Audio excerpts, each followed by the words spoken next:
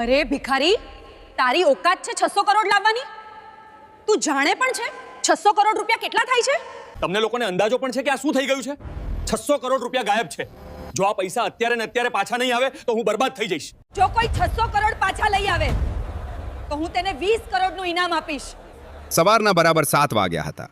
શહેર હજુ પૂરેપૂરું જાગ્યું પણ નહોતું, પણ ઘનશ્યામ ચોક પર કચરાની ગંધ અને બસોનો અવાજ પહેલેથી જ હાજર હતો.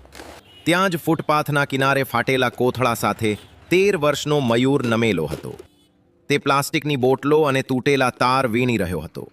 તેના હાથ પર જામેલી ગંદકી કાયમી લાગતી હતી, જાણે કોઈએ તેના પર અણદેખા હોવાનો સિક્કો મારી દીધો હોય.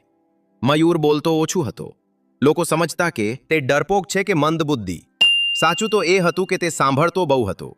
વાતો, અવાજો અને મશીનનો અવાજ. જ્યારે લોકો બોલતા ત્યારે તે શબ્દો પકડતો, અને જ્યારે મશીનો ચાલતા ત્યારે તે તેની પેટર્ન પકડતો.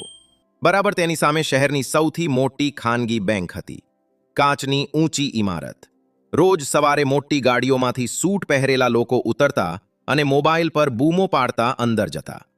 મયુરને અંદર જવાની રજા ક્યારેય મળી નહોતી.